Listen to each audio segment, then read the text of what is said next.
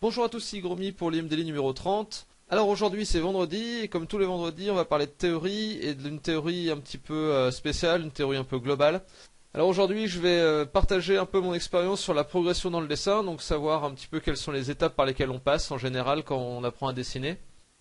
Et donc tout ça pour mieux comprendre le dessin et comment essayer d'exploiter au mieux chacune de ces périodes. Donc alors pour commencer, déjà je pense que on arrive dans la petite enfance. Je pense que à peu près tout le monde dessine. La plupart des enfants dessinent. C'est quelque chose qui, même si ça ne lui vient pas naturellement, ce qui je pense arrive la plupart du temps, est poussé par l'entourage en règle générale. Et quand un enfant dessine, il fait des dessins qui sont ancrés dans la réalité. Il va dessiner papa, maman, la maison, il va dessiner des avions, enfin des choses qu'il a déjà vues. Parce qu'il essaye de s'approprier le monde à ce moment-là. Donc il essaie de comprendre ce qui l'entoure et il essaye de le redessiner. Après, il ne fait pas de dessin d'observation, il fait du dessin d'imagination, entre guillemets, même si ce qu'il imagine, c'est des choses qui existent. La véritable imagination, ça viendra plus tard, quand il commencera à combiner des concepts entre eux, etc. Là, pour l'instant, il va faire des images telles qu'il s'imagine que les choses sont, mais il va pas faire de dessin d'observation. Vous avez, enfin, j'ai jamais vu un petit enfant dessiner d'observation en regardant réellement un objet, en essayant de voir les proportions et tout ça. Mais après, peut-être que ça existe, hein, j'en sais rien, je connais pas tous les enfants du monde. Et il fait donc du dessin qui est narratif. S'il essaye de dessiner papa-maman, ça raconte un peu une histoire. Et du dessin figuratif, donc c'est ce que je vous disais, qui est ancré dans la réalité. Il essaye de dessiner les choses qui ressemblent à l'image qu'il s'en fait. Donc ensuite, pendant l'enfance, en règle générale, on commence à faire des copies. Donc là, moi, je prends mon exemple personnel, puisque c'est l'exemple que je connais le mieux. Je sais que moi, après, j'ai commencé assez tôt à faire des copies de dessins, parce que le dessin m'intéressait. Après, je pense que tous les enfants ne le font pas. Ça, en fait, là, je prends vraiment le cas de quelqu'un qui va devenir dessinateur plus tard. Souvent, on commence par copier des dessins. Donc, moi, personnellement, c'était un petit peu tout ce que j'avais sous la main dans mes BD autour de moi. C'était des Tintins, c'était Gaston Lagaffe, c'était Dragon Ball. Qu'est-ce que j'ai pu dessiner aussi, tout un tas de personnages de Disney. Enfin voilà, c'est des copies de dessins. Et là, en l'occurrence, c'est les premiers moments où on dessine en observant quelque chose. Donc je pense que c'est pas forcément là où on apprend le plus, mais au moins le premier truc qu'on apprend ici, c'est à faire attention aux proportions et à se concentrer et à recopier quelque chose. Et en fait, c'est déjà une première approche du dessin intéressante. Donc ensuite, à l'adolescence, bien souvent, on arrête. Enfin, en tout cas pour moi, j'ai arrêté les copies pour dessiner mes propres choses. Après, c'est là, je marque des âges.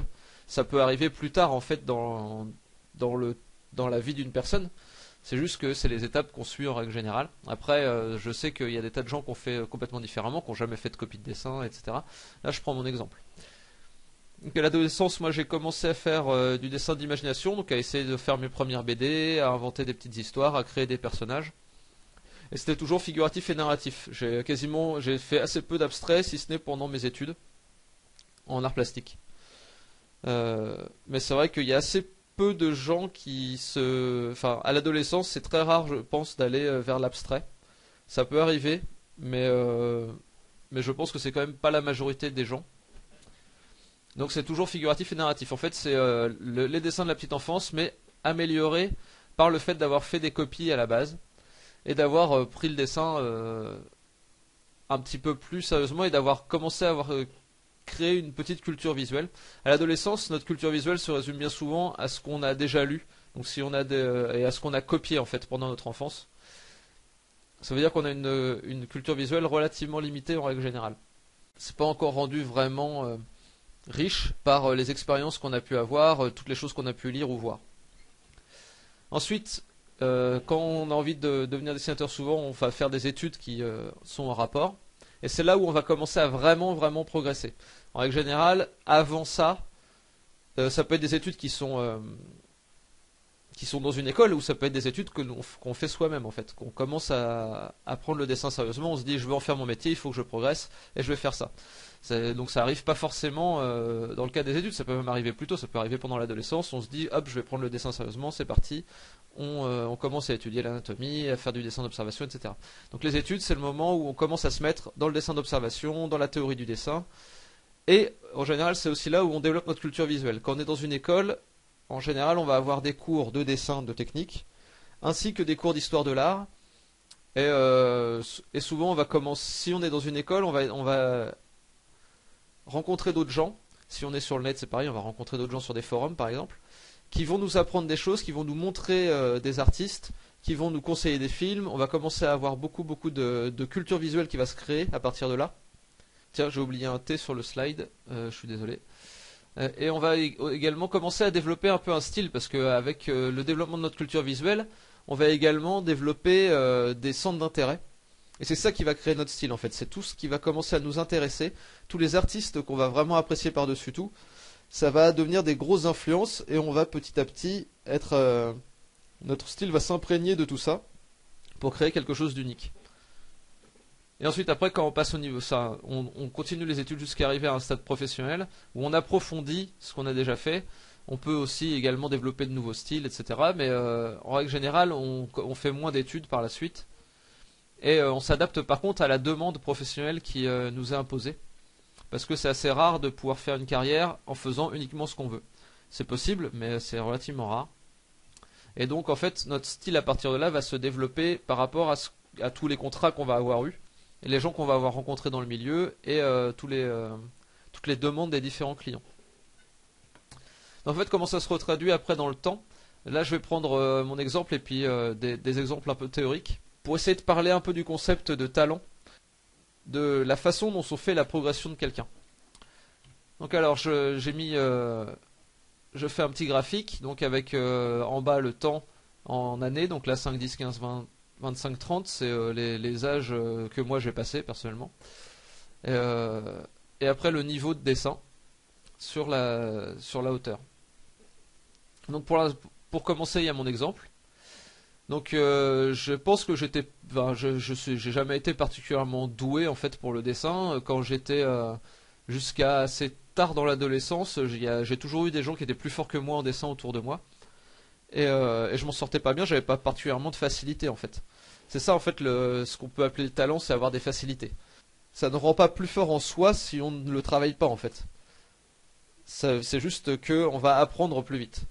Et parce que on a vu plus de choses quand on était enfant. Enfin, il y a sûrement plein de critères qui créent cette chose-là, qui fait que on va progresser plus vite que les autres. Donc moi, je pense que j'avais pas particulièrement ça. Donc jusqu'à très tard, j'étais vraiment moins bon que la plupart de mes potes en dessin. Et en fait, ce qui m'a poussé à ne pas faire d'études dans le dessin, enfin, j'ai fait des études en art plastique où on n'apprend pas vraiment le dessin. J'ai fait des études en art appliqué où c'est pareil, on n'apprend pas vraiment le dessin.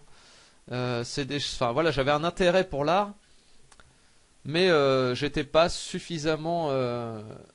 Enfin, il n'y avait pas que le fait de pas être assez, de pas avoir assez de facilité. Il y avait aussi que je ne me mettais pas à fond vraiment à le travailler quoi. J'avais du mal à me cadrer pour travailler ça sérieusement et en partie parce que j'avais l'impression que je ne progressais pas beaucoup. Et donc ça a duré, enfin voilà, j'ai progressé quand même à mon rythme pendant un certain temps. Et après, à partir de 25-26 ans, j'ai commencé à travailler le dessin vraiment sérieusement. Et c'est là où je suis entré dans la phase d'étude dont je parlais tout à l'heure, avec de l'observation, avec l'étude anatomique, la théorie et tout ça. Et c'est là que j'ai commencé à vraiment monter en niveau, jusqu'à atteindre mon niveau actuel, qui est pas incroyable. Il y a énormément de gens bien meilleurs que moi. J'ai un niveau disons intermédiaire, je suis en bas du niveau professionnel je pense. Et voilà, j'en suis arrivé ici. Et après, je pense continuer à progresser comme ça parce que je continue à étudier le dessin. Et maintenant là en fait j'ai atteint un niveau de dessin qui me suffit pour réaliser les projets que j'ai en fait. Si je veux dessiner une BD, je sais à peu près dessiner tout ce que j'ai besoin de représenter pour cette BD. Maintenant, tout ce que je vais faire, c'est progresser pour devenir meilleur dans toutes ces choses-là. Mais pour l'instant, il n'y a plus grand-chose qui me bloque en fait. En termes de dessin pur, je peux dessiner à peu près ce que je veux. même si ce sera pas forcément génial à chaque fois. Donc après je vais prendre un deuxième exemple, ce serait quelqu'un qui aurait plus de facilité que moi, quelqu'un qui aurait de grandes facilités dans le dessin, mais par contre qui va être amené à faire des choix différents dans la vie, qui ne va pas faire d'études, qui va jamais passer à cette phase d'études, et qui va faire du dessin juste un passe-temps, et après qui va partir dans une autre carrière qui n'a rien à voir. Donc ça donne quelque chose comme ça. Donc vers l'enfance, hop, ça va être quelqu'un en classe, il va épater ses petits camarades à l'école et tout ça.